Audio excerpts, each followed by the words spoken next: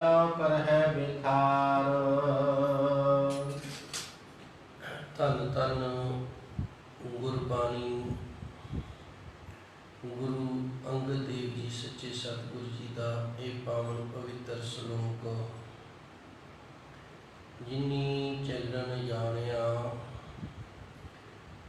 इस दुनिया के अंदर जिन्होंने गुरु मार्ग के उत्ते तो तुरना सीख लिया है,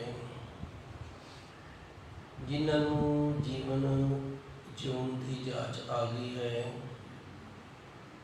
वो अपने जीवन का ज़्यादा विस्तार नहीं करते, अपने कारोबार का ज़्यादा खिलार नहीं करते, सीमित रखते हैं। बाबा फरीद जी का एक श्लोक आउंदा है, फरीदा पंख परौनी दुनी सुहावा बाग, नौबत वजी सुबह सो चलन का कर साज। एक समा सी जदों देशां विदेशां दे नाल वपार करन दे लई ऊठ आदक जिहड़े साधन सन उन्हां दा प्रयोग उन्हां दी वरतों कीती जांदी सी। सफ़र तय करना पैंदा, रस्ते दे विच कई वारी कई पड़ाव करने पैंदे, कई थावां ते रात नूं रुकना पैंदा। एक व्यापारी नहीं कई व्यापारी रल के फिर इस सफ़र नूं तय करया करते सन। इसका कारण सी कि कुछ लुटेरे लोग सन जिहड़े वो कल्ले दकल्ले नूं वेख के लुट लिया करते सन। जदों समूह इकट्ठ दे नाल तुरिया जांदा ते फिर इन्हां तो भी अपनी सुरक्षा हुंदी ते साथ दे नाल सफ़र करना भी बड़ा सुखैन हुंदा।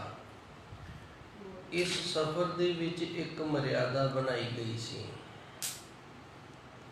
भाई अमृत वेले घड़ियाल वजेगा, पहला घड़ियाल जदों वजेगा उदों तुसीं अपना सारा समान बन लेना है। पहले घड़ियाल तो बाद जिहड़ा दूजा घड़ियाल वजना है उदों सारियां ने तुर पैना है। हुण इहदे लई एक समा नियत किया गया सी, पहला घड़ियाल वजदा ते सारे उठ के छेती छेती अपना जो थोड़ा बहुत चाह पानी की वरतों करनी हुंदी, जो जिस तरह का उदों समा सी, ते दूजा घड़ियाल वजदे नूं अपना समान सी जिहड़ा वो चक लिया करदे, तुर पिया करदे साथ दे नाल। हुण जिहड़ा पछड़ जांदा वो पिछे रह जांदा, वो लुटिया जांदा। ते भगत जो हुंदे ने उस संसार दे विच परामार्थ नूं वेखदे ने, ते जो संसारी हुंदे ने वो परामार्थ दे विचों संसार नूं वेखदे ने। इहदे ते भी थोड़ा जिहा अज आपां खुलासा करांगे कि असीं संसार दे विचों परामार्थ किवें वेखना है ते परामार्थ दे विचों संसार नूं किवें वेखदे हां। भगत जिहड़े ने उस संसार दे विचों परामर्थ नूं खोजदे ने। हुण बाबा फरीद जी ने जदों इस तरह की किरिया दे नाल संसार नूं जुड़दा वेखिया ते उन्हां ने इस दे विचों परामर्थ की खोज कीती। बाबा फरीद जी कहंदे ने, वेखो घड़ियाल वजदा है, उठ के छेती छेती आपो अपनी किरिया सोधन लग जांदे ने सारे, थोड़ा बहुत छक छका के ते दूजा घड़ियाल वजन तो पहला ना सारे दे सारे तुर पैंदे ने। सारियां दे अंदर ये डर पै हुंदा भी जे मैं पछड़ गया, जे रह गया तो फिर लुटिया जावांगा। ते बाबा फरीद जी कहंदे ने इस तरह अमृत वेले दा घड़ियाल वजदा है।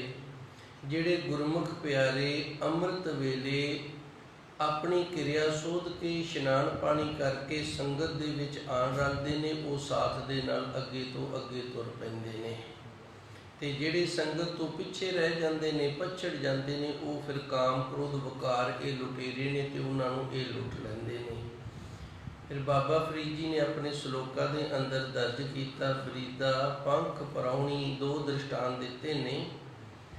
नौबत वजी सुबह सो चलन का कर साज, इनू नौबत आख्या जाता सी। जिहड़ा घड़ियाल वजदा सी ना, इनू आख्या जाता सी नौबत वज गई है। ਤੇ ਇਸ ਤੋਂ ਨਾ ਇਹ ਵੀ ਕਹਾਵਤ ਸ਼ੁਰੂ ਹੋ ਗਈ ਸੀ, ਜਦੋਂ ਕਿਸੇ ਤੇ ਮੁਸੀਬਤ ਪੈ ਜਾਂਦੀ ਕਹਿ ਦਿੰਦੇ ਇਹਨਾਂ ਤੇ ਨੌਬਤ ਆਣ ਪਈ ਏ। ਇਹ ਨੌਬਤ ਘੜਿਆਲ ਦਾ ਨਾਂ ਸੀ ਜੋ ਵਜਾਇਆ ਜਾਂਦਾ ਸੀ। ਤੇ ਅਸੀਂ ਸੰਸਾਰੀਆਂ ਨੇ ਨਾ ਜਦੋਂ ਕਿਸੇ ਤੇ ਮੁਸੀਬਤ ਪੈ ਜਾਵੇ ਤੇ ਫਿਰ ਸ਼ਬਦ ਵਰਤਣਾ ਸ਼ੁਰੂ ਕਰ ਦਿੱਤਾ ਵੀ ਇਹਦੇ ਤੇ ਆਣ ਕੇ ਨੌਬਤ ਪੈ ਗਈ ਏ, ਜਾਂ ਤੈਨੂੰ ਕੀ ਨੌਬਤ ਪੈ ਗਈ ਏ, ਭੱਜਿਆ ਜਾਂਦਾ ਏ। ਇਹ ਨੌਬਤ ਦਾ ਅਰਥ ਜਿਹੜਾ ਇਹ ਉਸ ਅਰਥ ਦੇ ਨਾਲ ਜੁੜਿਆ ਵੀ ਜਦੋਂ ਨੌਬਤ ਵੱਜ ਜਾਂਦੀ ਨਾ, ਘੜਿਆਲ ਵੱਜ ਜਾਂਦਾ, ਤੇ ਉਦੋਂ ਫਿਰ ਜਿੰਦੇ ਹੱਥ ਦੇ ਵਿੱਚ ਜੋ ਚੀਜ਼ ਆਉਂਦੀ ਉਹ ਲੈ ਕੇ ਤੋਰੀ ਪੈਂਦਾ ਵੀ ਜੋ ਹੱਥ ਦੇ ਵਿੱਚ ਇਹ ਲੈ ਕੇ ਸਾਥ ਦੇ ਨਾਲ ਰਲ ਜਾਈਏ। ਜਿਹੜਾ ਰਹਿ ਗਿਆ, ਜੇ ਮਗਰ ਰਹਿ ਗਏ ਤੇ ਫਿਰ ਇਹ ਊਠ ਵੀ ਨਹੀਂ ਰਹਿਣੇ, ਕਿਉਂਕਿ ਇੱਕ ਵਪਾਰੀ ਸੀ ਜਿਹੜਾ ਉਹ 10-10 ਊਠ ਇਕੱਠੇ ਕਰਕੇ ਲੈ ਜਾਇਆ ਕਰਦਾ ਸੀ। 1-2 ਨੌਕਰਾਂ ਦੇ ਨਾਲ ਉਹ 8-10 ਊਠ ਸੰਭਾਲ ਸਕਦਾ ਸੀ ਸਾਥ ਹੋਣ ਦੇ ਕਾਰਨ। ਤੇ ਦੂਜਾ ਦ੍ਰਿਸ਼ਟਾਂਤ ਬਾਬਾ ਫਰੀਦ ਜੀ ਨੇ ਦਿੱਤਾ ਹੈ, ਫਰੀਦਾ ਪੰਖ ਪਰਾਉਣੀ ਦੁਨੀ ਸੁਹਾਵਾ ਬਾਗ। ਬਾਬਾ ਫਰੀਦ ਜੀ ਇਸ ਦੇ ਵਿੱਚ ਸਮਝਾਉਂਦੇ ਨੇ ਕਿ ਬਾਗ ਹੈ ਤੇ ਬਾਗ ਦੇ ਵਿੱਚ ਜਿਹੜਾ ਪੰਛੀ ਹੈ ਨਾ ਉਹ ਕੁਝ ਖਾਣ ਦੇ ਲਈ ਉੱਥੇ ਆਉਂਦਾ ਹੈ। ਜਦੋਂ ਬਾਗ ਦਾ ਮਾਲਕ ਆ ਜਾਂਦਾ ਹੈ ਨਾ ਤੇ ਫਿਰ ਇਹ ਪੰਛੀ ਹੈ ਜਿਹੜਾ ਇਹ ਉੱਥੋਂ ਉੱਡ ਜਾਂਦਾ ਹੈ। ਉਸੇ ਤਰ੍ਹਾਂ ਬਾਬਾ ਫਰੀਦ ਜੀ ਕਹਿੰਦੇ ਨੇ, ਫਰੀਦਾ ਪੰਖ ਪਰਾਉਣੀ, ਮੇਰੇ ਅੰਦਰ ਵੀ ਇੱਕ ਪੰਖੀ ਹੈ, ਮੇਰੀ ਜਿੰਦ ਜਾਨ ਹੈ ਜਿਹੜੀ, ਇਹ ਵੀ ਇੱਕ ਪਰਾਉਣੀ ਹੈ। ਤੇ ਇਹ ਸਰੀਰ ਰੂਪੀ ਬਾਗ ਹੈ ਜਿਹੜਾ ਜਦੋਂ ਇਹਦਾ ਮਾਲਕ ਅਜਰਾਈਲ ਆ ਗਿਆ ਨਾ ਤੇ ਉਹਨੇ ਵੀ ਇਹਨੂੰ ਉਡਾ ਦੇਣਾ, ਲੈ ਜਾਣਾ, ਨਹੀਂ ਰਹਿਣਾ। ਇਹ 2 ਦ੍ਰਿਸ਼ਟਾਂਤ ਬਾਬਾ ਫਰੀਦ ਜੀ ਨੇ ਆਪਣੇ ਸ਼ਲੋਕਾਂ ਦੇ ਅੰਦਰ ਦਿੱਤੇ ਨੇ। ਤੇ ਇਸੇ ਤਰ੍ਹਾਂ ਧੰਨ ਗੁਰੂ ਅੰਗਦ ਦੇਵ ਜੀ ਸੱਚੇ ਸਤਿਗੁਰ ਦਾ ਇਹ ਪਾਵਨ ਪਵਿੱਤਰ ਸ਼ਲੋਕ ਹੈ, ਜਿਹਦੇ 'ਚ ਗੁਰੂ ਜੀ ਵੀ ਇਹੀ ਗੱਲ ਸਾਨੂੰ ਸਮਝਾ ਰਹੇ ਨੇ, ਜਿੰਨੀ ਚੱਲਣ ਜਾਣਿਆ ਸੇ ਕਿਉ ਕਰੇ ਵਥਾਰ। ਇੱਥੇ ਵਥਾਰ ਦਾ ਅਰਥ ਹੈ ਲੋੜ ਤੋਂ ਜ਼ਿਆਦਾ ਕਾਰੋਬਾਰ ਕਰ ਲੈਣਾ ਤੇ ਫਿਰ ਉਸ ਦੇ ਵਿੱਚ ਪੂਰੇ ਨਾ ਆਇਆ ਜਾਣਾ, ਸਮੇਂ ਦੀ ਥੋੜ ਹੋ ਜਾਣੀ, ਭਜਨ ਬੰਦਗੀ ਤੇ ਸੇਵਾ ਤੋਂ ਰਹਿ ਜਾਣਾ। ਮਨੁੱਖ ਇਸ ਦੇ ਪਾਸ 24 ਘੰਟੇ ਨੇ, ਇਹਨਾਂ 24 ਘੰਟਿਆਂ ਦੇ ਵਿੱਚ ਇਹਨੇ ਲੰਗਰ ਪਾਣੀ ਵੀ ਛਕਣਾ ਛਕਾਉਣਾ ਹੈ, ਵਿਸ਼ਰਾਮ ਵੀ ਕਰਨਾ ਹੈ, ਆਪਣੇ ਪਰਿਵਾਰ ਦੇ ਨਾਲ ਵਿਚਰਨਾ ਹੈ, ਸਾਰਿਆਂ ਨੂੰ ਥੋੜਾ ਥੋੜਾ ਸਮਾਂ ਦੇਣਾ ਹੈ। ਤੇ ਜੇ ਇਹ ਆਪਣਾ ਵਥਾਰ ਹੀ ਇਤਨਾ ਕਰ ਲੇ, ਖਿਲਾਰ ਹੀ ਇਤਨਾ ਜ਼ਿਆਦਾ ਕਰ ਲੇ ਕਿ ਪ੍ਰਭੂ ਪਰਮਾਤਮਾ ਦੀ ਭਜਨ ਬੰਦਗੀ ਦਾ ਜਿਹੜਾ ਸਮਾਂ ਨਾ ਉਹ ਇਹਦੇ ਪਾਸ ਹੀ ਨਾ ਰਵੇ, ਤੇ ਫਿਰ ਇਹ ਦੁਨੀਆ ਦੇ ਅੰਦਰ ਕਾਹਦੇ ਲਈ ਆਇਆ ਹੈ? ਆਏ ਦਾ ਕੋਈ ਵੀ ਫਾਇਦਾ ਨਹੀਂ ਹੋਇਆ। ਸੋ ਜੋ ਦਾਸ ਨੇ ਪ੍ਰਾਰੰਭਤਾ ਦੇ ਵਿੱਚ ਆਪ ਜੀ ਦੇ ਨਾਲ ਵਚਨ ਕੀਤੇ ਸਨ, ਜਿਹੜੇ ਭਗਤ ਹੁੰਦੇ ਨੇ, ਗੁਰੂ ਹੁੰਦੇ ਨੇ, ਇਹ ਸੰਸਾਰ ਦੇ ਵਿੱਚੋਂ ਪਰਮਾਰਥ ਨੂੰ ਲੱਭਦੇ ਨੇ। ਤੇ ਅਸੀਂ ਲੋਕ ਆ ਜਿਹੜੇ, ਅਸੀਂ ਪਰਮਾਰਥ ਦੇ ਵਿੱਚੋਂ ਸੰਸਾਰ ਨੂੰ ਲੱਭਦੇ ਹਾਂ। ਉਹ ਕਿਵੇਂ? ਅਸੀਂ ਪਾਠ ਕਰਦੇ ਹਾਂ, ਭਜਨ ਬੰਦਗੀ ਕਰਦੇ ਹਾਂ, ਸੇਵਾ ਕਰਦੇ ਹਾਂ, ਤੇ ਉਹਦੇ ਵਿੱਚੋਂ ਨਾ ਸੰਸਾਰਿਕ ਸੁੱਖ ਲੱਭਦੇ ਹਾਂ, ਮਿਲਦੇ ਵੀ ਨੇ। ਸੰਸਾਰਿਕ ਸੁੱਖ ਨੇ ਜਿਹੜੇ ਉਹਦੀ ਖੋਜ ਕਰਦੇ ਹਾਂ। ਜੇ ਅੱਜ ਆਪਾਂ ਪੂਰੀ ਗੌਰ ਦੇ ਨਾਲ ਸਾਰੀ ਬਾਣੀ ਨੂੰ, ਜੋ ਧੰਨ ਗੁਰੂ ਅੰਗਦ ਦੇਵ ਜੀ ਦੇ ਇੱਥੇ 3 ਸ਼ਲੋਕ ਨੇ, ਇਹਨਾਂ ਨੂੰ ਵਿਚਾਰਾਂਗੇ ਨਾ, 4 ਸ਼ਲੋਕ ਨੇ ਇੱਥੇ ਇਸ ਪੌੜੀ ਦੇ ਨਾਲ ਸੰਬੰਧਿਤ ਧੰਨ ਗੁਰੂ ਅੰਗਦ ਦੇਵ ਜੀ ਦੇ। ਇਹਨਾਂ 4 ਸ਼ਲੋਕਾਂ ਦੀ ਜੇ ਗੌਰ ਦੇ ਨਾਲ ਵਿਚਾਰ ਕਰਾਂਗੇ ਤੇ ਇਹੀ ਅਰਥ ਨਿਕਲਦਾ ਕਿ ਸੰਸਾਰੀ ਹੈ ਜਿਹੜਾ ਉਹ ਪਰਮਾਰਥੀ ਜੀਵਨ ਦੇ ਵਿੱਚੋਂ ਸੰਸਾਰਿਕ ਜੀਵਨ ਹੈ ਜਿਹੜਾ ਉਹਦੀ ਖੋਜ ਕਰਦਾ ਹੈ। ਤੇ ਭਗਤ ਹੈ ਜਿਹੜਾ ਨਿਰੰਕਾਰੀ ਹੈ, ਪਰਮਾਤਮਾ ਨੂੰ ਮੰਨਣ ਵਾਲਾ ਹੈ, ਉਹ ਸੰਸਾਰਿਕ ਜੀਵਨ ਦੇ ਵਿੱਚੋਂ ਪਰਮਾਰਥਿਕ ਜੀਵਨ ਦੀ ਖੋਜ ਕਰਦਾ ਹੈ। ਉਹ ਪਰਮਾਰਥਿਕ ਜੀਵਨ ਹੈ ਜਿਹੜਾ ਉਹ ਲੱਭ ਲੈਂਦਾ ਹੈ, ਅਧਿਆਤਮਿਕ ਜੀਵਨ ਹੈ ਜਿਹੜਾ ਉਹ ਲੱਭ ਲੈਂਦਾ, ਧਾਰਮਿਕ ਜੀਵਨ ਹੈ ਜਿਹੜਾ ਉਹ ਲੱਭ ਲੈਂਦਾ ਹੈ। ਹੁਣ ਬਾਬਾ ਫਰੀਦ ਜੀ ਇੱਥੇ ਸਾਨੂੰ ਦੱਸ ਰਹੇ ਨੇ, ਜਿੰਨੀ ਚੱਲਣ ਜਾਣਿਆ ਭਾਈ, ਜਿਨ੍ਹਾਂ ਨੇ ਇਹ ਜਾਣ ਲਿਆ ਨਾ, ਇਹ ਸੰਸਾਰ ਦੇ ਅੰਦਰ ਨਹੀਂ ਰਹਿਣਾ, ਇੱਥੋਂ ਚਲੇ ਜਾਣਾ ਹੈ। ਸੇ ਕਿਉ ਕਰੇ ਵਥਾਰ, ਉਹ ਆਪਣੇ ਜੀਵਨ ਦੇ ਵਿੱਚ ਕਾਰੋਬਾਰ ਦਾ ਜ਼ਿਆਦਾ ਖਿਲਾਰ ਨਹੀਂ ਕਰਦੇ, ਸੀਮਿਤ ਖਿਲਾਰ ਰੱਖਦੇ ਨੇ। ਕੇਵਲ ਤੇ ਕੇਵਲ ਉਤਨਾ ਕੋ ਖਿਲਾਰ ਰੱਖਦੇ ਨੇ ਜਿਤਨੇ ਕੁ ਦੇ ਨਾਲ ਕਾਰੋਬਾਰ ਹੈ ਜਿਹੜਾ ਸਹੀ ਚੱਲਦਾ ਰਵੇ, ਘਰ ਪਰਿਵਾਰ ਦੇ ਵਿੱਚ ਲੋੜਾਂ ਜਿਹੜੀਆਂ ਜ਼ਰੂਰਤਾਂ ਨੇ ਉਹ ਪੂਰੀਆਂ ਹੁੰਦੀਆਂ ਰਹਿਣ, ਬਸ ਇਤਨੇ ਕੁ ਦੇ ਨਾਲ ਆਪਣਾ ਜਿਹੜਾ ਜੀਵਨ ਹੈ ਚਲਾਉਂਦੇ ਰਹਿੰਦੇ ਨੇ।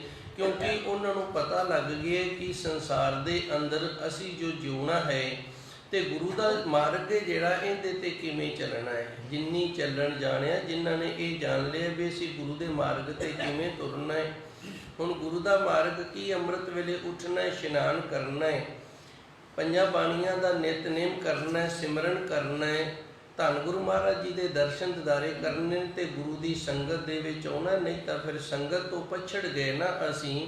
ਤੇ ਬਾਬਾ ਫਰੀਦ ਜੀ ਨੇ ਜੋ ਸਾਨੂੰ ਦੱਸਿਆ ਨਾ ਵੀ ਇਹ ਨੌਬਤ ਜਦੋਂ ਵੱਜਦੀ ਹੈ, ਜਿਹੜਾ ਇਸ ਨੌਬਤ ਤੋਂ ਪਛੜ ਜਾਂਦਾ ਫਿਰ ਉਹ ਲੁੱਟਿਆ ਜਾਂਦਾ ਹੈ। ਉਸੇ ਤਰ੍ਹਾਂ ਕਾਮ ਕ੍ਰੋਧ ਵਿਕਾਰ ਨੇ, ਇਹ ਲੁਟੇਰੇ ਨੇ, ਇਹਨਾਂ ਨੇ ਸਾਨੂੰ ਲੁੱਟ ਲੈਣਾ ਹੈ। ਇਹ ਜਿਨ੍ਹਾਂ ਨੇ ਜਾਣ ਲਿਆ, ਜਿਨ੍ਹਾਂ ਨੇ ਸਮਝ ਲਿਆ ਹੈ, ਫਿਰ ਉਹ ਜੀਵਨ ਦੇ ਵਿੱਚ ਜ਼ਿਆਦਾ ਆਪਣੇ ਜੀਵਨ ਦਾ ਖਿਲਾਰ ਨਹੀਂ ਕਰਦੇ ਹਨ ਜੀ। ਚੱਲਣ ਸਾਰ ਨਾ ਜਾਣਨੀ ਕਾਜ ਸਵਾਰਨ ਹਾਰ।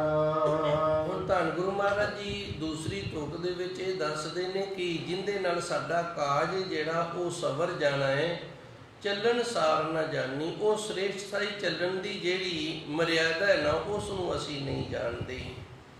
ਇੱਕ ਇਸ ਤਰ੍ਹਾਂ ਦੀ ਕਿਰਿਆ ਹੈ ਜਿੰਦੇ ਨਾਲ ਸਾਡਾ ਜੀਵਨ ਹੈ ਉਹ ਸਵਰ ਜਾਣਾ ਹੈ, ਸਾਡਾ ਕਾਜ ਜਿਹੜਾ ਉਹ ਸਵਰ ਜਾਣਾ ਹੈ। ਕਾਜ ਕੀ ਹੈ ਭਈ ਪ੍ਰਾਪਤ ਮਨੁੱਖ ਦਿਵਰੀਆ ਗੋਬਿੰਦ ਮਿਲਣ ਕੀ ਇਹ ਤੇਰੀ ਬਰੀਆ। ਇਹ ਮਨੁੱਖਾ ਜੀਵਨ ਹੈ ਸਾਡਾ, ਇਹਦੇ ਵਿੱਚ ਅਸੀਂ ਪ੍ਰਭੂ ਪਰਮਾਤਮਾ ਨੂੰ ਮਿਲਣਾ ਹੈ, ਉਹਦੇ ਨਾਲ ਮਿਲਾਪ ਕਰਨਾ ਹੈ। ਇਹ ਸਾਡਾ ਕਾਜ ਹੈ।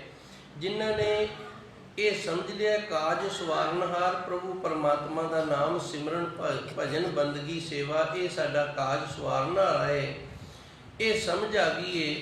ਤੇ ਉਹਨਾਂ ਨੇ ਤਾਂ ਚੱਲਣਾ ਸਿੱਖ ਲਿਆ। ਚੱਲਣ ਸਾਰ ਨਾ ਜਾਣੀ, ਜਿਨ੍ਹਾਂ ਨੂੰ ਇਸ ਗੱਲ ਦੀ ਸੋਝੀ ਨਹੀਂ ਆਈ, ਉਹਨਾਂ ਨੂੰ ਗੁਰੂ ਮਾਰਗ ਦੇ ਉੱਤੇ ਤੁਰਨਾ ਵੀ ਨਹੀਂ ਆਇਆ ਹੈ ਜੀ। ਮਹੱਲਾ ਦੂਜਾ।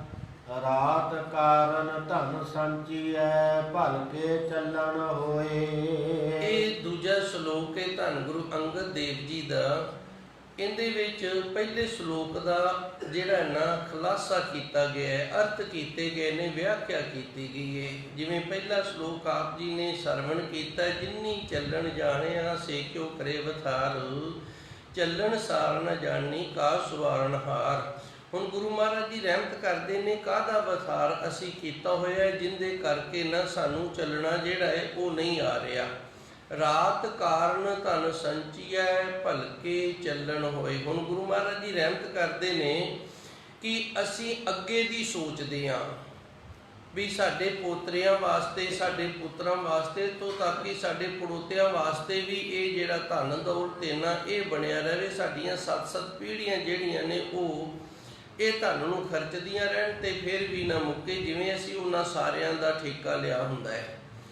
ਰਾਤ ਕਾਰਨ ਧਨ ਸੰਚੀਐ, ਰਾਤ ਦਾ ਅਰਥ ਰਾਤਰੀ ਨਹੀਂ, ਇੱਥੇ ਰਾਤ ਦਾ ਅਰਥ ਹੈ ਅੱਗੇ ਆਉਣ ਵਾਲੀਆਂ ਜਿਹੜੀਆਂ ਸਾਡੀਆਂ ਪੀੜ੍ਹੀਆਂ ਨੇ, ਉਹਨਾਂ ਦੇ ਲਈ ਅਸੀਂ ਧਨ ਇਕੱਠਾ ਕਰਦੇ ਹਾਂ। ਭਲਕੇ ਚੱਲਣ ਹੋਏ, ਤੇ ਸਾਡਾ ਜਿਹੜਾ ਨਾ ਉਹ ਛੇਤੀ ਚੱਲਣਾ ਹੈ, ਭਾਵ ਕੱਲ੍ਹ ਨੂੰ ਹੀ ਅਸੀਂ ਚਲੇ ਜਾਣਾ ਹੈ।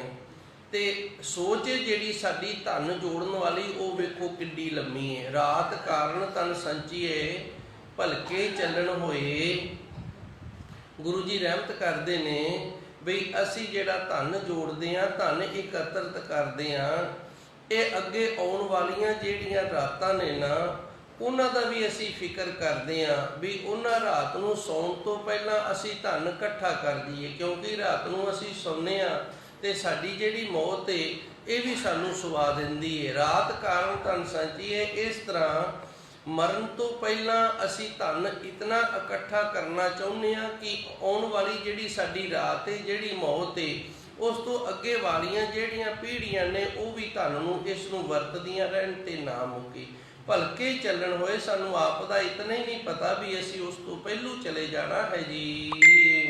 ਨਾਨਕ ਨਾਲ ਚੱਲਈ ਫਿਰ ਪਛਤਾਵਾ ਹੋਏ। ਧੰਨ ਗੁਰੂ ਜੀ ਰਹਿਮਤ ਕਰਦੇ ਨੇ, ਮਨੁੱਖ ਦੀ ਸੂਰਤ ਜਿਹੜੀ ਉਹ ਪਿੱਛੇ ਟਿਕੀ ਰਹਿੰਦੀ ਹੈ ਧਨ ਦੇ ਵਿੱਚ, ਜਦੋਂ ਨਾਲ ਨਹੀਂ ਚੱਲਦਾ ਤੇ ਫਿਰ ਬੜਾ ਪਛਤਾਵਾ ਹੁੰਦਾ ਹੈ।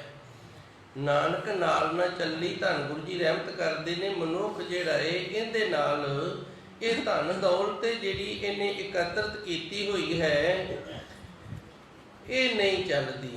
ਇਹ ਜਦੋਂ ਨਹੀਂ ਚੱਲਦੀ ਤੇ ਫਿਰ ਸਰੀਰ ਛੱਡਣ ਤੋਂ ਬਾਅਦ ਇਹਦੇ ਅੰਦਰ ਇੱਕ ਪਛਤਾਵਾ ਜਿਹੜਾ ਉਹ ਲੱਗ ਜਾਂਦਾ। ਪਛਤਾਵਾ ਕਿਹੜਾ ਲੱਗ ਜਾਂਦਾ ਹੈ? ਹੁਣ ਅੱਗੇ ਸਾਈਆਂ ਨੇ ਨਾ ਲੇਖਾ ਮੰਗਣਾ ਸਾਡੇ ਤੋਂ। ਲੇਖਾ ਰੱਬ ਮੰਗੇਸੀਆ ਬੈਠਾ ਕੱਢ ਬਈ, ਤਲਬਾ ਪੋਸਣ ਆਕੀਆ ਬਾਕੀ ਜਿੰਨਾ ਰਹੀ।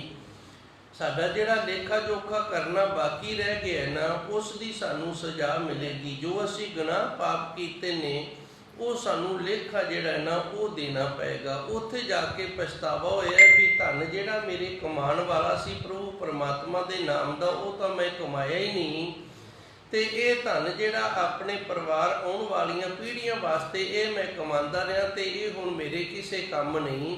ਇਸ ਗੱਲ ਦਾ ਫਿਰ ਅੱਗੇ ਜਾ ਕੇ ਬੜਾ ਪਛਤਾਵਾ ਹੁੰਦਾ ਹੈ ਜੀ। ਮਹੱਲਾ ਦੂਜਾ। ਬੱਦਾ ਚੱਟੀ ਜੋ ਭਰੇ, ਨਾ ਗੁਣ ਨਾ ਉਪਕਾਰ।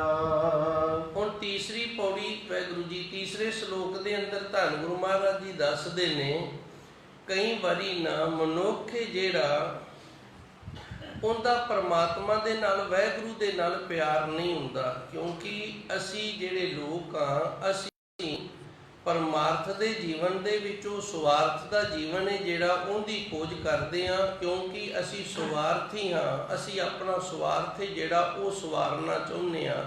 ਅਸੀਂ ਮਤਲਬੀ ਹਾਂ, ਸਾਨੂੰ ਕੇਵਲ ਤੇ ਕੇਵਲ ਮਤਲਬ ਦੇ ਨਾਲ ਹੀ ਮਤਲਬ ਹੈ ਕਿ ਸਾਡਾ ਮਤਲਬ ਹੈ ਜਿਹੜਾ ਉਹ ਹੱਲ ਹੋ ਜਾਵੇ। ਤੇ ਜਿਹੜੇ ਸੰਤ ਮਹਾਤਮਾ ਗੁਰਮੁਖ ਪਿਆਰੇ ਭਗਤ ਗੁਰੂ ਨੇ ਇਹ ਸੰਸਾਰਿਕ ਜੀਵਨ ਦੇ ਵਿੱਚੋਂ ਜਿਹੜਾ ਪਰਮਾਰਥੀ ਜੀਵਨ ਹੈ, ਸਵਾਰਥੀ ਜੀਵਨ ਦੇ ਵਿੱਚੋਂ ਪਰਮਾਰਥੀ ਜੀਵਨ ਦੀ ਖੋਜ ਕਰਦੇ ਨੇ। ਹੁਣ ਧੰਨ ਗੁਰੂ ਮਹਾਰਾਜ ਜੀ ਨੇ ਇੱਥੇ ਸਾਨੂੰ ਇਹ ਦੱਸਿਆ ਵੀ ਕਈ ਵਾਰੀ ਨਾ ਸਾਡਾ ਕੋਈ ਕਾਜ ਜਿਹੜਾ ਉਹ ਨਹੀਂ ਹੋ ਰਿਹਾ। ਜਦੋਂ ਕਾਜ ਨਹੀਂ ਹੋ ਰਿਹਾ ਤੇ ਅਸੀਂ ਉਸ ਕਾਰਜ ਨੂੰ ਪੂਰਾ ਕਰਨ ਦੇ ਲਈ ਅੰਦਰ ਪ੍ਰੇਮ ਜਾਂ ਭਾਵਨਾ ਨਹੀਂ ਹੈਗੀ, ਅੰਦਰ ਸ਼ਰਧਾ ਕੋਈ ਵੀ ਨਹੀਂ ਹੈਗੀ, ਕੇਵਲ ਤੇ ਕੇਵਲ ਸੰਸਾਰਿਕ ਕੰਮ ਕੋਈ ਅੜ ਗਿਆ ਹੈ ਤੇ ਪ੍ਰਭੂ ਪਰਮਾਤਮਾ ਦਾ ਨਾਮ ਜਪਣ ਲੱਗ ਗਏ ਆ, ਜਾਂ ਸਾਡੀ ਕੋਈ ਮਜਬੂਰੀ ਹੋ ਗਈ ਹੈ, ਉਸ ਮਜਬੂਰੀ ਦੇ ਵਿੱਚ ਅਸੀਂ ਰੱਬ ਦਾ ਨਾਮ ਲੈਣ ਲੱਗ ਗਏ ਆ। ਅੰਦਰ ਪ੍ਰੇਮ ਭਾਵਨਾ ਕੋਈ ਨਹੀਂ। ਜੇ ਮੈਂ ਸੰਕੋਚ ਨਾ ਕਰਾਂ ਤੇ ਇਹ ਵੀ ਕਹਿ ਦਿਆਂ ਵੀ ਵੇਖੋ ਮੈਂ ਇੱਥੇ ਡਿਊਟੀ ਕਰਦਾ, ਇਸ ਤਰ੍ਹਾਂ ਮੈਂ ਗੱਲ ਆਪ ਤੇ ਕਰ ਰਿਹਾ, ਕਿਸੇ ਨੂੰ ਨਹੀਂ, ਤਾਂ ਕਿ ਗੱਲ ਦੀ ਸਮਝ ਆ ਜਾਵੇ ਤੇ ਕੋਈ ਸਾਨੂੰ ਇਹ ਨਾ ਸਮਝ ਲਵੇ ਵੀ ਇਹ ਤਾਂ ਧਾਰਮਿਕ ਨੇ, ਬਾਬਾ ਜੀ ਨੇ, ਇਹਨਾਂ ਤੇ ਤਾਂ ਬੜੀ ਕਿਰਪਾ ਹੋਏਗੀ, ਹੈਗੇ ਅਸੀਂ ਵੀ ਤੁਹਾਡੇ ਵਰਗੇ ਆ। ਸੋ ਗੁਰੂ ਮਹਾਰਾਜ ਜੀ ਸੱਚੇ ਸਤਿਗੁਰ ਨੇ ਇੱਥੇ ਸਾਨੂੰ ਇਹ ਦੱਸਿਆ ਵੀ ਕਈ ਵਾਰੀ ਸਾਡਾ ਡਿਊਟੀ ਕਰਨ ਦਾ ਮਨ ਨਹੀਂ ਹੁੰਦਾ, ਪਰ ਮਜਬੂਰੀ ਏ ਸਾਨੂੰ ਕਰਨੀ ਪੈਣੀ। ਹੋਰ ਕਿਤੇ ਕੋਈ ਕੰਮ ਮਿਲਦਾ ਹੀ ਨਹੀਂ, ਕੋਈ ਕਾਰੋਬਾਰ ਚੱਲਦਾ ਹੀ ਨਹੀਂ, ਤੇ ਕੀ ਕਰੀਏ ਫਿਰ ਮਜਬੂਰੀ 'ਚ ਡਿਊਟੀ ਕਰਨੀ ਹੈ ਨਾ। ਸਾਡੇ ਅੰਦਰ ਨਾ ਗੁਰੂ ਦੀ ਸ਼ਰਧਾ ਹੈ, ਨਾ ਗੁਰੂ ਦੀ ਭਾਵਨਾ ਹੈ, ਨਾ ਪਿਆਰ ਹੈ। ਉਸ ਭਾਵਨਾ ਸ਼ਰਧਾ ਵਾਲੇ ਅਸੀਂ ਕੋਨੀ ਹੈਗੇ। ਤੇ ਫਿਰ ਗੁਰੂ ਮਹਾਰਾਜ ਜੀ ਇੱਥੇ ਸਾਨੂੰ ਦੱਸਦੇ ਨੇ, ਬੱਧਾ ਚੱਟੀ ਜੋ ਭਰੇ। ਚੱਟੀ ਕਹਿੰਦੇ ਨੇ ਜਦੋਂ ਕੋਈ ਗਲਤੀ ਕਰੇ ਨਾ ਤੇ ਉਹਨੂੰ ਗਲਤੀ ਦੀ ਪੰਚਾਇਤ ਦੇ ਵੱਲੋਂ ਸਜ਼ਾ ਮਿਲ ਜਾਵੇ ਵੀ ਤੂੰ 1000 ਰੁਪਇਆ ਜਿਹੜਾ ਨਾ ਇਹ ਕਿਸੇ ਮੰਦਿਰ ਜਾਂ ਗੁਰਦੁਆਰੇ ਦੇ ਵਿੱਚ ਜਾਂ ਕਿਸੇ ਹੋਰ ਧਾਰਮਿਕ ਆਸ਼ਰਮ ਦੇ ਵਿੱਚ ਤੂੰ ਦਾਨ ਦੇਣਾ ਹੈ। ਹੁਣ ਇਹ ਆਖੇ ਵੀ 1000 ਰੁਪਇਆ ਮੈਂ ਦਾਨ ਦਿੱਤਾ ਤੇ ਇਹਦਾ ਮੈਨੂੰ ਪੁੰਨ ਹੋਏਗਾ, ਪੁੰਨ ਨਹੀਂ ਲੱਗੇਗਾ। ਬੱਧਾ ਚੱਟੀ, ਹੁਣ ਇਹ ਬੰਨੇ ਹੋਏ ਨੇ, ਇਹ ਚੱਟੀ ਭਰੀ ਹੈ। ਚੱਟੀ ਦਾ ਅਰਥ ਹੁੰਦਾ ਹਰਜਾਨਾ ਭਰਨਾ। ਇਹ ਵੱਜ ਗਿਆ। ਕਿਉਂ ਵੱਜ ਗਿਆ? ਇਹਨੇ ਗੁਨਾਹ ਕੀਤਾ ਤੇ ਪੰਚਾਇਤ ਨੇ ਇਹਨੂੰ ਸਜ਼ਾ ਲਾ ਦਿੱਤੀ ਵੀ ਤੈਨੂੰ ਗੁਰਦੁਆਰੇ 1000 ਰੁਪਇਆ ਦੇਣਾ ਪਏਗਾ। ਦੇਣ ਦੀ ਨੀਤ ਨਹੀਂ ਹੈਗੀ, ਅੰਦਰੋਂ ਦੇਣ ਦਾ ਮਨ ਨਹੀਂ ਹੈਗਾ, ਮਜਬੂਰੀ ਹੋ ਗਈ ਹੈ। ਇਸ ਕਰਕੇ ਬੰਨੇ ਹੋਏ ਨੇ ਇਹ ਚੱਟੀ ਭਰੀਏ। ਨਾ ਗੁਣ ਤੇ ਨਾ ਉਪਕਾਰ, ਨਾ ਇਹ ਗੁਣ ਕਰੇਗਾ ਤੇ ਨਾ ਹੀ ਇਸ ਦੇ ਵਿੱਚ ਕਿਸੇ ਦਾ ਭਲਾ ਹੈ। ਹੁਣ ਭਲਾ ਕਿਵੇਂ ਨਹੀਂ? ਕਿਉਂਕਿ ਇਹਨੇ ਮਜਬੂਰੀ ਦੇ ਵਿੱਚ ਦਿੱਤਾ ਹੈ ਤੇ ਮਜਬੂਰੀ ਦੇ ਵਿੱਚ ਦਿੱਤਾ ਹੋਇਆ ਦਾਨ ਹੈ ਜਿਹੜਾ ਉਹ ਕਿਸੇ ਦਾ ਭਲਾ ਨਹੀਂ ਕਰ ਸਕਦਾ। ਤੇ ਗੁਣ ਇਹਦੇ ਵਿੱਚ ਇਹ ਨਹੀਂ ਕਿ ਇਸ ਦੇ ਨਾਲ ਪ੍ਰਭੂ ਪਰਮਾਤਮਾ ਦਾ ਜਿਹੜਾ ਪਿਆਰ ਹੈ ਨਾ ਉਹ ਨਹੀਂ ਵਧੇਗਾ। ਇਹ ਗੱਲਾਂ ਬੜੀਆਂ ਬਰੀਕੀ ਵਾਲੀਆਂ ਨੇ, ਥੋੜੀਆਂ ਜੀਆਂ ਗੌਰ ਦੇ ਨਾਲ ਸਮਝਾਂਗੇ ਤੇ ਫਿਰ ਗੱਲ ਦੀ ਸਮਝ ਆ ਜਾਏਗੀ। ਮੈਂ ਵਾਰੀ-ਵਾਰੀ ਉਹਨਾਂ ਸ਼ਬਦਾਂ ਨੂੰ ਦੁਬਾਰਾ ਫਿਰ ਦੁਹਰਾ ਰਿਹਾ ਜਿਨ੍ਹਾਂ ਸ਼ਬਦਾਂ ਦੀ ਅਸੀਂ ਆਪਣੇ ਜੀਵਨ ਦੇ ਵਿੱਚ ਜ਼ਿਆਦਾ ਤੋਂ ਜ਼ਿਆਦਾ ਵਰਤੋਂ ਕਰਦੇ ਹਾਂ। ਉਹ ਸ਼ਬਦ ਦੋ ਨੇ। ਅਸੀਂ ਪਰਮਾਰਥਿਕ ਜੀਵਨ ਦੇ ਵਿੱਚੋਂ ਸਵਾਰਥੀ ਜੀਵਨ ਹੈ ਜਿਹੜੀ ਉਹਦੀ ਖੋਜ ਕਰਦੇ ਹਾਂ ਵੀ ਸਾਡਾ ਸਵਾਰਥ ਪੂਰਾ ਹੋ ਜਾਵੇ। ਹੁਣ ਮੈਂ ਖੁੱਲ੍ਹ ਕੇ ਬੋਲਾਂਗਾ। ਅਸੀਂ ਸਹਿਜ ਪਾਠ ਕਰਵਾਉਂਦੇ ਹਾਂ ਕਿਸੇ ਸਵਾਰਥ ਨੂੰ ਲੈ ਕੇ, ਭਾਵੇਂ ਉਹ ਬੱਚੇ ਬੱਚੀ ਦੇ ਵਿਆਹ ਦਾ ਸਵਾਰਥ ਹੈ, ਭਾਵੇਂ ਉਹ ਸਾਡੇ ਕਿਸੇ ਕਾਰੋਬਾਰ ਦਾ ਸਵਾਰਥ ਹੈ। ਸਾਡਾ ਕੋਈ ਨਾ ਕੋਈ ਸਵਾਰਥ ਜ਼ਰੂਰ ਹੈ। ਉਹ ਸਵਾਰਥ ਨੂੰ ਲੈ ਕੇ ਅਸੀਂ ਪਰਮਾਰਥ ਦਾ ਆਸਰਾ ਲੈ ਰਹੇ ਹਾਂ। ਪਰਮਾਰਥ ਦੇ ਆਸਰੇ ਦੇ ਨਾਲ ਅਸੀਂ ਆਪਣਾ ਸਵਾਰਥ ਜਿਹੜਾ ਉਹ ਲੱਭ ਲਿਆ, ਉਹ ਖੋਜ ਲਿਆ। ਉਹਦੀ ਪੂਰਤੀ ਕਰ ਲਈਏ। ਭਗਤ ਕਬੀਰ ਜੀ ਨੇ ਇਹਨੂੰ ਇਸ ਤਰ੍ਹਾਂ ਆਖਿਆ ਹੈ, ਕਾਮ ਪਰੇ ਹਰ ਸਿਮਰੀਏ। ਭਗਤ ਕਬੀਰ ਜੀ ਕਹਿੰਦੇ ਨੇ ਜਦੋਂ ਕੰਮ ਪੈ ਜਾਂਦਾ ਨਾ ਤੇ ਫਿਰ ਅਸੀਂ ਹਰੀ ਪਰਮਾਤਮਾ ਨੂੰ ਯਾਦ ਕਰਦੇ ਹਾਂ, ਵਾਹਿਗੁਰੂ ਵਾਹਿਗੁਰੂ ਕਰਦੇ ਹਾਂ, ਤੇ ਜਦੋਂ ਸਾਡਾ ਕੰਮ ਨਿਕਲ ਜਾਂਦਾ ਹੈ ਤੇ ਫਿਰ ਅਸੀਂ ਭੁੱਲ ਜਾਂਦੇ ਹਾਂ। ਇਸ ਤਰ੍ਹਾਂ ਅਸੀਂ ਸਵਾਰਥੀਆਂ ਤੇ ਪਰਮਾਰਥੀ ਜੀਵਨ ਦੇ ਵਿੱਚੋਂ ਸਵਾਰਥ ਆਪਣਾ ਪੂਰਾ ਕਰਨ ਦੇ ਲਈ, ਆਪਣਾ ਕੰਮ ਕੱਢਣ ਦੇ ਲਈ ਪਰਮਾਰਥ ਦਾ ਆਸਰਾ ਲੈਂਦੇ ਹਾਂ। ਧਾਰਮਿਕ ਧਰਮਾਂ ਗ੍ਰੰਥਾਂ ਦਾ, ਧਾਰਮਿਕ ਗੁਰੂਆਂ ਦਾ, ਸੰਤਾਂ ਮਹਾਂਪੁਰਸ਼ਾਂ ਦਾ, ਇਹਨਾਂ ਦਾ ਆਸਰਾ ਲੈ ਲੈਂਦੇ ਹਾਂ। ਤੇ ਇਸੇ ਤਰ੍ਹਾਂ ਜਿਹੜੇ ਸੰਤ ਮਹਾਂਪੁਰਸ਼ ਹੁੰਦੇ ਨੇ, ਭਗਤ ਹੁੰਦੇ ਨੇ, ਉਹ ਸੰਸਾਰ ਨੂੰ ਜਦੋਂ ਕੋਈ ਕਿਰਿਆ ਕਰਦੇ ਨੂੰ ਵੇਖਦੇ ਨੇ ਵੀ ਸੰਸਾਰ ਵਾਲੇ ਆਪਣੇ ਸਵਾਰਥ ਦੇ ਲਈ ਕਿਰਿਆ ਕਰ ਰਹੇ ਹੈ। ਹੁਣ ਵਪਾਰੀ ਨੇ, ਚੱਲ ਰਹੇ ਨੇ ਆਪਣੇ ਸਵਾਰਥ ਦੇ ਲਈ ਚੱਲ ਰਹੇ ਨੇ, ਆਪਣੇ ਵਪਾਰ ਦੇ ਲਈ, ਆਪਣੀ ਰੋਜੀ ਰੋਟੀ ਦੇ ਲਈ ਚੱਲ ਰਹੇ ਨੇ। ਤੇ ਉਹਨਾਂ ਦੇ ਵਿੱਚੋਂ ਬਾਬਾ ਫਰੀਦ ਜੀ ਨੇ ਜੋ ਸ਼ਬਦ ਲੱਭਿਆ ਹੈ ਉਹ ਪਰਮਾਰਥੀ ਸ਼ਬਦ ਹੈ। ਬਾਬਾ ਫਰੀਦ ਜੀ ਨੇ ਜੋ ਉੱਥੋਂ ਸਿੱਖਿਆ ਲਈ ਉਹ ਜੀਵਨ ਸਫਲ ਕਰਨ ਵਾਲੀ ਸਿੱਖਿਆ ਤੇ ਸਿੱਖਿਆ ਹੈ। ਬਾਬਾ ਫਰੀਦ ਜੀ ਕਹਿੰਦੇ ਨੇ, ਵੇਖ ਬਾਬਾ ਫਰੀਦ ਜੀ, ਇਹ ਜਦੋਂ ਨੌਬਤ ਵੱਜਦੀ ਹੈ ਨਾ, ਨੌਬਤ ਵਜੀ ਸੁਬਹ ਕੀ, ਜਦੋਂ ਨੌਬਤ ਵੱਜਦੀ ਹੈ ਤੇ ਸਾਰਿਆਂ ਨੂੰ ਭਾਜਣਾ ਪੈ ਜਾਂਦੀਆਂ ਨੇ ਵੀ ਅਸੀਂ ਆਪਣੀ ਸੰਗਤ ਦੇ ਨਾਲੋਂ ਪਛੜ ਨਾ ਜਾਈਏ, ਇਸ ਵਹੀਰ ਦੇ ਨਾਲੋਂ ਪਛੜ ਨਾ ਜਾਈਏ, ਜੇ ਪਛੜ ਗਏ ਤੇ ਅਸੀਂ ਲੁੱਟੇ ਜਾਵਾਂਗੇ। ਤੇ ਇਧਰ ਪਰਮਾਰਥ ਦਾ ਜਿਹੜਾ ਜੀਵਨ ਹੈ ਉਧਰ ਸਾਨੂੰ ਪਰਵਾਹ ਹੀ ਕੋਈ ਨਹੀਂ। ਉਧਰ ਭਾਵੇਂ ਲੁੱਟੇ ਛੱਡ ਕੇ ਸਾਰੇ ਖਾਧੇ ਤੇ ਵੱਢੇ ਜਾਈਏ ਤਾਂ ਵੀ ਕੋਈ ਪਰਵਾਹ ਨਹੀਂ ਹੈਗੀ, ਅਸੀਂ ਉਸ ਦੇ ਬਾਰੇ ਕਦੀ ਸੋਚੀਏ ਹੀ ਨਹੀਂ। ਇਸ ਤਰ੍ਹਾਂ ਅਸੀਂ ਸਵਾਰਥ ਦੇ ਜੀਵਨ ਦੇ ਵਿੱਚੋਂ ਪਰਮਾਰਥ ਦਾ ਜੀਵਨ ਵੀ ਲੱਭ ਸਕਦੇ ਹਾਂ ਤੇ ਪਰਮਾਰਥ ਦੇ ਜੀਵਨ ਦੇ ਵਿੱਚੋਂ ਸਵਾਰਥ ਦਾ ਜੀਵਨ ਹੈ ਜਿਹੜਾ ਉਹ ਸਾਨੂੰ ਲੱਭਣਾ ਆਉਂਦਾ ਹੈ, ਉਹ ਸਾਨੂੰ ਆਉਂਦਾ, ਉਹ ਅਸੀਂ ਸਿੱਖੇ ਹੋਏ ਹਾਂ। ਸੋ ਗੁਰੂ ਮਹਾਰਾਜ ਜੀ ਇੱਥੇ ਸਾਨੂੰ ਇਹੀ ਦੱਸਦੇ ਨੇ, ਧੰਨ ਗੁਰੂ ਅੰਗਦ ਦੇਵ ਜੀ, ਬੱਧਾ ਚੱਟੀ ਜੋ ਭਰੇ। ਇਸ ਤਰ੍ਹਾਂ ਬੱਧੇ ਦੇ ਵਿੱਚ ਬੰਨ੍ਹ ਕੇ ਜੇ ਕਿਸੇ ਨੂੰ ਹਰਜਾਨਾ ਲਾਇਆ ਜਾਵੇ ਤੇ ਉਹ ਚੱਟੀ ਜਿਹੜੀ ਏ ਉਹ ਜੇ ਭਰ ਵੀ ਦੇਵੇ ਨਾ ਗੁਣ, ਉਹਦੇ 'ਚ ਗੁਣ ਵੀ ਕੋਈ ਨਹੀਂ। ਗੁਣ ਕਿਉਂ ਨਹੀਂ? ਉਹਦੇ ਨਾਲ ਕਿਹੜਾ ਪ੍ਰਭੂ ਪਰਮਾਤਮਾ ਦਾ, ਗੁਰੂ ਦਾ ਜਿਹੜਾ ਪਿਆਰ ਹੈ ਨਾ ਉਹ ਪੈਦਾ ਹੋਣਾ। ਸਮਾਂ ਮਨ ਦੇ ਵਿੱਚ ਗਾਲਾਂ ਹੀ ਕੱਢੇਗਾ ਵੀ ਕਿੱਥੋਂ ਮੇਰੀ ਜਾਨ ਨੂੰ ਇਹਨਾਂ ਨੇ ਸਿਆਪਾ ਪਾ ਦਿੱਤਾ, ਹੁਣ 1000 ਰੁਪਇਆ ਕਿੱਥੋਂ ਇਕੱਠਾ ਕਰਾਂ। ਨਾ ਉਪਕਾਰ, ਤੇ ਇਸ ਦੇ ਨਾਲ ਭਾਈ ਕਿਸੇ ਦਾ ਭਲਾ ਜਿਹੜਾ ਉਹ ਵੀ ਨਹੀਂ ਹੋਣਾ ਚਾਹੀਦਾ। ਜੇ ਅਸੀਂ ਡੰਗਾਈ ਦੇ ਨਾਲ ਸੋਚੀਏ ਨਾ, ਜਦੋਂ ਇਸ ਤਰ੍ਹਾਂ ਦਾ ਕੋਈ ਕਾਰੋਬਾਰ ਹੋ ਜਾਵੇ ਨਾ, ਉਦੋਂ ਗੁਰੂ ਨੂੰ ਸੰਨ 'ਚ ਨਾ ਲਿਆ ਕਰੀਏ, ਅਸੀਂ ਇਸ ਤਰ੍ਹਾਂ ਦਾ ਕੰਮ ਨਾ ਕਰੀਏ, ਇਹਦੇ ਤੋਂ ਅਸੀਂ ਬਚ ਕੇ ਰਹੀਏ। ਜੇ ਉਸ ਨੂੰ ਜੁਰਮਾਨਾ ਲਾਣਾ ਤੇ ਸਾਡੇ ਪਾਸ ਨਗਰ ਦੇ ਵਿੱਚ ਹੋਰ ਬੜੀਆਂ ਜਗ੍ਹਾ ਹੁੰਦੀਆਂ ਨੇ ਜਿੱਥੇ ਅਸੀਂ ਇਹ ਪੈਸਾ ਜਿਹੜਾ ਉਹ ਲਾ ਸਕਦੇ ਹਾਂ। ਗੁਰੂ ਵਾਲੇ ਪਾਸੇ ਥੋੜ੍ਹਾ ਜਿਹਾ ਅਸੀਂ ਸੰਕੋਚ ਕਰਿਆ ਕਰੀਏ। ਇਹ ਸਵਾਰਥੀ ਜੀਵਨ ਦੇ ਵਿੱਚ ਗੁਰੂ ਮਹਾਰਾਜ ਜੀ ਨੂੰ ਅਸੀਂ ਨਾ ਹੀ ਵਰਤੋਂ ਦੇ ਵਿੱਚ ਲੈ ਕੇ ਆਈਏ ਤੇ ਸੌਖੇ ਰਵਾਂਗੇ। ਕੁਝ ਇੱਕ ਸਾਡੇ ਦੁੱਖ ਦੇ ਕਾਰਨ ਇਸ ਤਰ੍ਹਾਂ ਦੇ ਵੀ ਨੇ। ਬੱਧਾ ਚੱਟੀ ਜੋ ਪਰੇ ਨਾ ਗੁਣ ਉਪਕਾਰ। ਇਸ ਤਰ੍ਹਾਂ ਬੱਧਾ ਟੁੱਟਾ ਜਿਹੜਾ ਬੰਦਾ ਕੰਮ ਕਰਦਾ ਭਾਈ, ਉਹਦੇ ਵਿੱਚ ਨਾ ਤਾਂ ਕੋਈ ਗੁਣ ਪੈਦਾ ਹੁੰਦਾ ਤੇ ਨਾ ਹੀ ਕਿਸੇ ਦਾ ਭਲਾ ਕਰ ਸਕਦਾ ਹੈ ਜੀ। ਸੇਤੀ ਖੁਸ਼ੀ ਸਵਾਰੀ ਹੈ ਨਾਨਕ ਕਾਰਜ ਸਾਰ।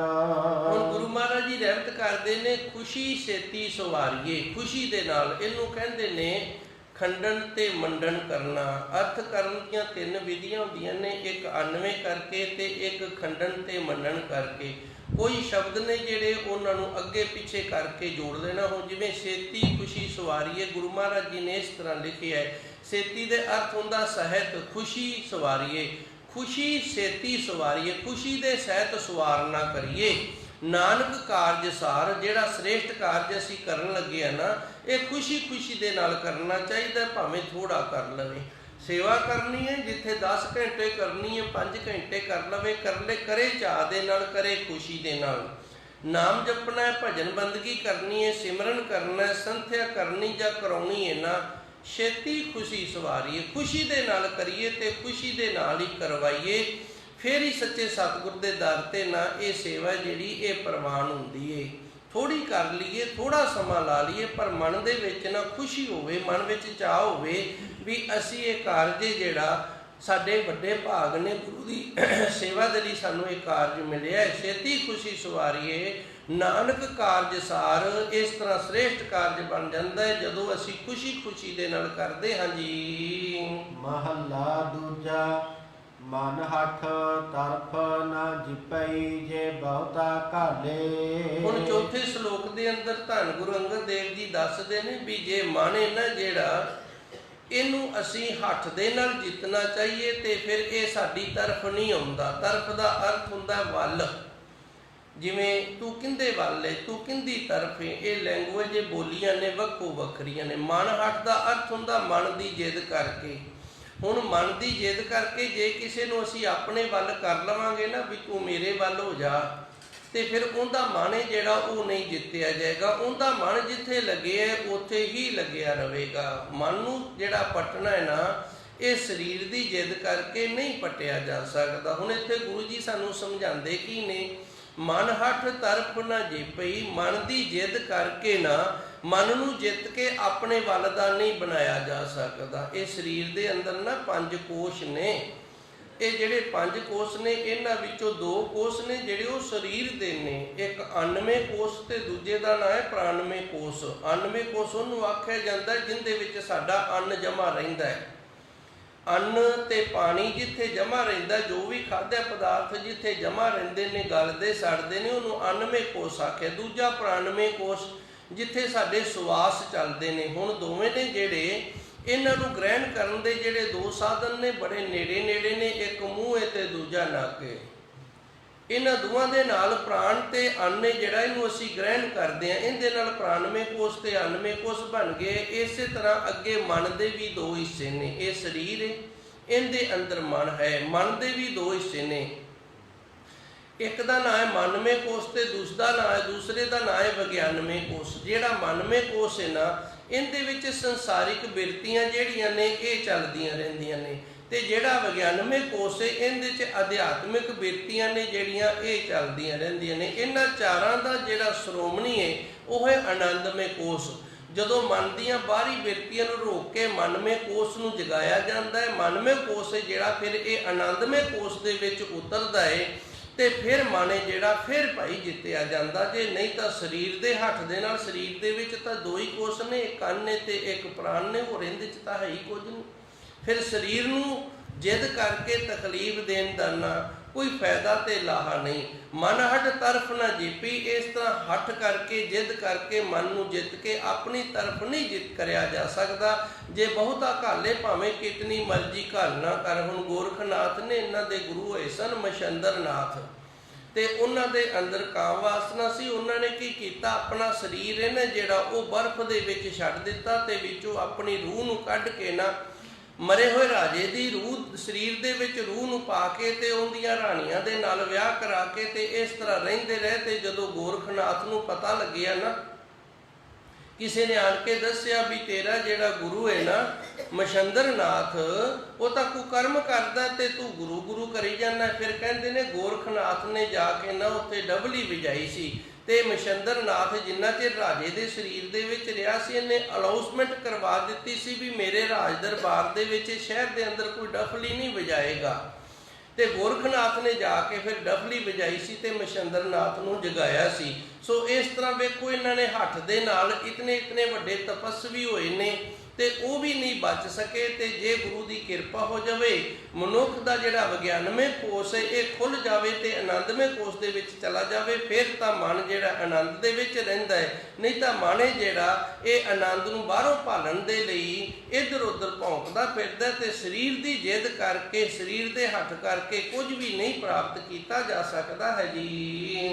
ਤਰਫ ਜਿਨੈ ਸਤ ਭਾਉ ਦੇ, ਜਨ ਨਾਨਕ ਸ਼ਬਦ ਵਿਚਾਰੇ। ਹੁਣ ਧੰਨ ਗੁਰੂ ਮਹਾਰਾਜ ਜੀ ਰਹਿਮਤ ਕਰਦੇ ਨੇ, ਇਹ ਜਿਹੜਾ ਵਿਗਿਆਨਮय ਕੋਸ਼ ਹੈ ਇਹ ਖੁੱਲ੍ਹਦਾ ਕਿਵੇਂ ਹੈ, ਜਦੋਂ ਸਤ ਭਾਉ ਆ ਜਾਏ। ਸਤ ਤੇ ਭਾਉ 2 ਸ਼ਬਦ ਨੇ। ਸਤ ਦਾ ਅਰਥ ਹੈ ਸੱਚ, ਤੇ ਭਾਉ ਦਾ ਅਰਥ ਹੈ ਭਾਵਨਾ। ਤਰਫ ਜਿਨੇ, ਇਹ ਸਾਡੀ ਤਰਫ ਹੋ ਜਾਏਗਾ। ਭਾਵ ਵਿਗਿਆਨਮय ਕੋਸ਼ ਜਿਹੜਾ ਇਹ ਖੁੱਲ੍ਹ ਕੇ ਆਨੰਦਮय ਕੋਸ਼ ਦੇ ਵਿੱਚ ਪ੍ਰਵੇਸ਼ ਕਰ ਜਾਏਗਾ, ਤੇ ਆਨੰਦ ਦੇ ਵਿੱਚ ਫਿਰ ਇਹ ਮਨ ਰਹੇਗਾ। ਪਰ ਸਤ ਭਾਉ, ਇਹਦੇ ਅੰਦਰ ਜਿਹੜੀ ਭਾਵਨਾ ਹੈ ਨਾ ਉਹ ਸੱਚ ਵਾਲੀ ਹੋਣੀ ਚਾਹੀਦੀ ਹੈ। ਉੱਥੇ ਹੀ ਗੱਲ ਫੇਰ ਆ ਜਾਂਦੀ ਹੈ। ਅਸੀਂ ਜਪਜੀ ਸਾਹਿਬ ਪੜ੍ਹਦੇ ਹਾਂ, ਸੁਖਮਨੀ ਸਾਹਿਬ ਦਾ ਪਾਠ ਕਰਦੇ ਹਾਂ, ਤੇ ਭਾਉ ਕੀ ਹੈ ਸਾਡੇ ਅੰਦਰ, ਭਾਵਨਾ ਕੀ ਬਣੀ ਹੈ ਕਿ ਗੁਰੂ ਕਿਰਪਾ ਕਰੇ ਮੈਨੂੰ ਪੁੱਤਰ ਦੀ ਦਾਤ ਦੇਵੇ, ਗੁਰੂ ਕਿਰਪਾ ਕਰੇ ਮੇਰੀ ਮੱਝ ਜਿਹੜੀ ਬਿਨਾਂ ਪੱਠੇ ਪਾਏ ਤੋਂ 20 ਕਿਲੋ ਦੁੱਧ ਦੇ ਦੇਵੇ। ਮੈਨੂੰ ਕਰਨਾ ਕੁਝ ਵੀ ਨਾ ਪਵੇ, ਮੇਰੇ ਘਰੇ ਧਨ ਦੇ ਦਾਣਿਆਂ ਦੇ ਢੇਰ ਲੱਗ ਜਾਣ, ਇਹ ਭਾਵਨਾ ਹੈ ਸਾਡੀ। ਭਾਵਨਾ ਜਿਹੜੀ ਉਹ ਪਰਮਾਰਥ ਦੇ ਵਿੱਚ ਵਿਚਰਦਿਆਂ ਹੋਇਆਂ ਵੀ ਸਵਾਰਥ ਵਾਲੀ ਬਣੀ ਹੋਈ ਹੈ। ਇਸ ਤਰ੍ਹਾਂ ਅਸੀਂ ਪਰਮਾਰਥ ਦੇ ਵਿੱਚੋਂ ਸਵਾਰਥ ਲੱਭਦੇ, ਇਹ ਸਤ ਭਾਵ ਨਹੀਂ ਹੈਗਾ। ਹੁਣ ਗੁਰੂ ਜੀ ਕਹਿੰਦੇ ਨੇ ਸਤ ਭਾਵ ਜਦੋਂ ਸਾਡੇ ਅੰਦਰ ਸੱਚੀ ਭਾਵਨਾ ਹੋ ਜਾਵੇ ਨਾ ਤਰਫ ਜਿਨੇ, ਫਿਰ ਇਹ ਮਨ ਜਿਹੜਾ ਇਹ ਜਿੱਤਿਆ ਜਾ ਸਕਦਾ, ਭਾਵ ਆਨੰਦਮय ਕੋਸ਼ ਦੇ ਵਿੱਚ ਜਾਏਗਾ। ਦੇ ਜਨ ਨਾਨਕ ਸ਼ਬਦ ਵਿਚਾਰੇ, ਇਸ ਦੇ ਲਈ ਕਰਨਾ ਕੀ ਪਵੇਗਾ? ਸੱਚੇ ਸਤਿਗੁਰ ਦਾ ਬਖਸ਼ਿਸ਼ ਕੀਤਾ ਹੋਇਆ ਜਿਹੜਾ ਸ਼ਬਦ ਹੈ ਉਹਦੀ ਵਿਚਾਰ ਦੇ ਨਾਲ ਜੁੜਨਾ ਪਏਗਾ। ਜਦੋਂ ਤੱਕ ਗੁਰੂ ਦੇ ਸ਼ਬਦ ਦੀ ਵਿਚਾਰ ਦੇ ਨਾਲ ਨਹੀਂ ਜੁੜਦੇ, ਸੋਝੀ ਨਹੀਂ ਹੁੰਦੀ। ਹੁਣ ਵੇਖੋ ਪਾਵਨ ਸ਼ਬਦ ਧੰਨ ਗੁਰੂ ਅੰਗਦ ਦੇਵ ਜੀ ਦਾ ਹੈ, ਇਹ 4 ਸ਼ਲੋਕ ਇਹ 7ਵੀਂ ਪੌੜੀ ਦੇ ਨਾਲ ਸੰਬੰਧਿਤ ਨੇ, ਤੇ ਇਹਨਾਂ ਦੇ ਅੰਦਰ ਗੁਰੂ ਮਹਾਰਾਜ ਜੀ ਨੇ, ਗੁਰੂ ਅੰਗਦ ਦੇਵ ਜੀ ਨੇ ਇਹ ਸਾਨੂੰ ਦੱਸਿਆ ਹੈ ਕਿ ਅਸੀਂ ਸਵਾਰਥ ਦਾ ਜੀਵਨ ਹੈ ਜਿਹੜਾ ਉਹ ਪਰਮਾਰਥ ਦੇ ਵਿੱਚੋਂ ਨਹੀਂ ਲੱਭਣਾ। ਸਵਾਰਥ ਦੇ ਜੀਵਨ ਦੇ ਵਿੱਚੋਂ ਪਰਮਾਰਥ ਦੀ ਖੋਜ ਕਰਨੀ ਹੈ, ਤਾਂ ਕਿ ਸਾਡਾ ਜਿਹੜਾ ਪ੍ਰਭੂ ਪਰਮਾਤਮਾ ਦੇ ਨਾਲ ਮਿਲਨ ਹੋ ਜੇ। ਇਹ ਹੁਣ ਅੱਜ ਦੇ ਸ਼ਬਦ ਦੀ ਵਿਚਾਰ ਸੀ। ਜਿਹੜੇ ਭਾਈ ਇਹ ਸ਼ਬਦ ਦੇ ਵਿਚਾਰ ਦੇ ਨਾਲ ਜੁੜ ਕੇ ਸਵਾਰਥ ਦੇ ਜੀਵਨ ਦੇ ਵਿੱਚੋਂ ਪਰਮਾਰਥ ਦਾ ਜੀਵਨ ਲੱਭ ਲੈਣਗੇ, ਉਹਨਾਂ ਤੇ ਕਿਰਪਾ ਹੋ ਜਾਏਗੀ, ਤੇ ਦੂਜਿਆਂ ਦਾ ਜਿਹੜਾ ਸੁਣਿਆ ਉਹ ਕੇਵਲ ਸੁਣੇ ਹੀ ਰਹਿ ਜਾਵੇਗਾ ਜੀ। ਪੌੜੀ ਕਰਤੈ ਕਾਰਨ ਜਿਨ ਕੀਆ ਸੋ ਜਾਣੈ ਸੋਈ। ਉਸ ਅਕਾਲ ਪੁਰਖ ਵਾਹਿਗੁਰੂ ਨੇ ਨਾ ਸੰਸਾਰ ਦੀ ਜਿਹੜੀ ਰਚਨਾ ਕੀਤੀ ਹੈ ਉਹਨੂੰ ਕਰਤਾ ਆਖਿਆ ਜਾਂਦਾ ਹੈ, ਤੇ ਇਹ ਰਚਨਾ ਜਿਹੜੀ ਹੈ ਇਹਦੇ ਵਿੱਚ ਇੱਕ ਕਾਰਨ ਬਣਾਇਆ ਹੋਇਆ, ਕੋਈ ਨਾ ਕੋਈ ਕਾਰਨ ਹੈ ਜਿਹੜਾ ਉਹ ਬਣਿਆ ਰਹਿੰਦਾ ਹੈ। ਜਿਨ ਕੀਆ ਸੋ ਜਾਣੇ ਸੋਈ, ਜਿਸ ਨੇ ਕੀਤਾ ਨਾ ਉਹ ਹੀ ਜਾਣਦਾ ਹੈ। ਜਿਵੇਂ ਨਾ ਇੱਕ ਗੁਰਮੁਖ ਪਿਆਰੇ ਨੇ ਇੱਕ ਬੜੀਆਂ ਸੋਹਣੀਆਂ ਚੰਦ ਲੈਣਾ ਲਿਖੀਆਂ ਨੇ, ਉਹ ਲਿਖਦਾ ਹੈ ਕਿਸ ਪੇ ਪਤਾ ਪੁੱਛੇ ਮੰਜ਼ਲੇ ਜਾਣਾ, ਕਿਸ ਪੇ ਪਤਾ ਪੁੱਛੇ ਮੰਜ਼ਲੇ ਜਾਣਾ। ਕਹਿੰਦਾ ਮੰਜ਼ਿਲ ਤੇ ਪਹੁੰਚਣਾ ਤੇ ਪਤਾ ਮੈਂ ਕਿਹਦੇ ਤੋਂ ਪੁੱਛਾਂ ਵੀ ਇਸ ਮੰਜ਼ਿਲ ਤੇ ਤੁਰਨ ਦੇ ਲਈ ਮੈਨੂੰ ਕਿਹੜਾ ਰਾਹ ਚੁਣਨਾ ਪਏਗਾ। ਫਿਰ ਅਗਲੀ ਤੁਕ ਦੇ ਵਿੱਚ ਲਿਖਦਾ ਜਿਸ ਕੋ ਖਬਰ ਥੀ ਉਹ ਬੇਖਬਰ ਜਾਣਾ, ਜਿਹਨੂੰ ਇਸ ਮੰਜ਼ਿਲ ਦਾ ਗਿਆਨ ਹੋ ਗਿਆ ਨਾ, ਇਸ ਰਸਤੇ ਦਾ ਗਿਆਨ ਹੋ ਗਿਆ, ਉਹ ਬੇਖਬਰ ਹੋ ਗਿਆ, ਭਾਵ ਉਹ ਦੱਸਣ ਦੇ ਸਮਰੱਥ ਹੀ ਨਹੀਂ ਰਿਹਾ, ਦੱਸਣ ਜੋਗਾ ਹੀ ਨਹੀਂ ਰਿਹਾ। ਇਸੇ ਤਰ੍ਹਾਂ ਕਰਤਾ ਹੈ ਕਾਰਨ ਜਿਨ ਕੀਆ, ਜਿਸ ਅਕਾਲ ਪੁਰਖ ਵਾਹਿਗੁਰੂ ਨੇ ਇਹ ਸਾਰੇ ਕਾਰਨ ਬਣਾਏ ਨੇ ਨਾ, ਅਸੀਂ ਸਵਾਰਥੀਆਂ ਕੇ ਪਰਮਾਰਥੀਆਂ ਇਹ ਵੀ ਕਾਰਨ ਬਣੇ ਹੋਏ ਨੇ। ਸੋ ਜਾਣੇ ਸੋਈ, ਉਹ ਆਪ ਹੀ ਜਾਣਦਾ ਹੈ। ਜਿਹੜਾ ਕੋਈ ਜਾਣਦਾ ਹੈ ਨਾ ਉਹ ਦੱਸਣ ਦੇ ਜੋਗਾ ਹੀ ਨਹੀਂ ਰਹਿੰਦਾ ਹੈ ਜੀ। ਆਪੇ ਸ੍ਰਿਸ਼ਟ ਉਪਾਇਨ ਆਪੇ ਪੁਨ ਗੋਈ। ਉਸ ਪਰਮਾਤਮਾ ਨੇ ਆਪ ਹੀ ਸ੍ਰਿਸ਼ਟ ਦੀ ਰਚਨਾ ਕੀਤੀ ਹੈ ਤੇ ਆਪ ਹੀ ਫਿਰ ਇਸ ਨੂੰ ਨਾ ਤੁਰੰਤ ਉਹ ਲੈ ਕਰ ਲੈਂਦਾ ਹੈ ਜੀ। ਜੁਗ ਚਾਰੇ ਸਭ ਭਵ ਥਕੀ ਕਿਨ ਕੀਮਤ ਹੋਈ। ਗੁਰੂ ਜੀ ਰਹਿਮਤ ਕਰਦੇ ਨੇ 4 ਯੁੱਗ ਦਾ ਜਿਹੜਾ ਸਮਾਂ ਹੈ ਇਹਦੇ ਵਿੱਚ ਪੂਰੀ ਖੋਜ ਕੀਤਿਆਂ ਵੀ ਕਿਸੇ ਨੂੰ ਇਸ ਗੱਲ ਦੀ ਸੋਝੀ ਨਹੀਂ ਪੈਂਦੀ ਹੈ ਜੀ। ਸਤਿਗੁਰ ਏਕ ਬਖਾਲਿਆ ਮਨ ਤਨ ਸੁਖ ਹੋਈ। ਜਦੋਂ ਸੱਚੇ ਸਤਿਗੁਰੂ ਨੇ ਕਿਰਪਾ ਕੀਤੀ ਹੈ, ਇੱਕ ਉਸ ਅਕਾਲ ਪੁਰਖ ਵਾਹਿਗੁਰੂ ਦੇ ਗਿਆਨ ਦੀ ਸੋਝੀ ਆ ਗਈ, ਉਸ ਦਾ ਗਿਆਨ ਪ੍ਰਾਪਤ ਹੋ ਗਿਆ, ਤੇ ਫਿਰ ਮਨ ਕਰਕੇ ਤੇ ਤਨ ਕਰਕੇ ਸੁਖ ਹੋ ਜਾਂਦਾ ਹੈ ਜੀ। ਗੁਰਮੁਖ ਸਦਾ ਸਲਾਹੀਐ ਕਰਤਾ ਕਰੇ ਸੋ ਹੋਈ। ਗੁਰਮੁਖ ਬਣ ਕੇ ਸਦਾ ਸੱਚੇ ਸਤਿਗੁਰ ਦੇ ਦਰ ਦੀਆਂ ਵਡਿਆਈਆਂ ਕਰੀਏ। ਉਹ ਕਰਨ ਵਾਲਾ ਹੈ, ਜੋ ਕਰਦਾ ਹੈ ਉਹੀ ਹੋ ਰਿਹਾ ਹੈ। ਇੰਨੀਆਂ ਕੋ ਬੇਨਤੀਆਂ ਸੰਗਤ ਨੇ ਪ੍ਰਵਾਨ ਕਰਨੀਆਂ। ਸੱਚੇ ਸਤਿਗੁਰ ਕਿਰਪਾ ਕਰ, ਰਹਿਮਤ ਕਰਨ। ਅਸੀਂ ਵੀ ਸੰਗਤ ਦੇ ਵਿੱਚੋਂ ਪਛੜਨਾ ਨਾ ਕਰੀਏ, ਸੰਗਤ ਦੇ ਨਾਲ ਰਲ ਮਿਲ ਕੇ ਤੁਰਨ ਦਾ ਯਤਨ ਕਰੀਏ। ਦੂਸਰਾ ਜੋ ਧੰਨ ਗੁਰੂ ਜੀ ਨੇ ਕਿਰਪਾ ਕੀਤੀ ਹੈ, ਸਾਨੂੰ ਦੱਸਿਆ ਹੈ ਵੀ ਅਸੀਂ ਪਰਮਾਰਥੀ ਜੀਵਨ ਦੇ ਵਿੱਚੋਂ ਸਵਾਰਥ ਦੀ ਖੋਜ ਨਾ ਕਰੀਏ। ਸਵਾਰਥ ਦੇ ਵਿੱਚੋਂ ਪਰਮਾਰਥ ਦੀ ਖੋਜ ਕਰਨੀ ਜਿਹੜੀ ਇਹ ਯੋਗ ਹੈ। ਇਤਨੀਆਂ ਕੋ ਸੇਵਾਵਾਂ ਸੰਗਤ ਨੇ ਪ੍ਰਵਾਨ ਕਰਨੀਆਂ। ਦੇਹੋ ਸੱਜਣ ਆਸੀਸ ਰਿਆ, ਜੋ ਹੋਵੇ ਸਹਿਬ ਸਿਉ ਮੇਲ।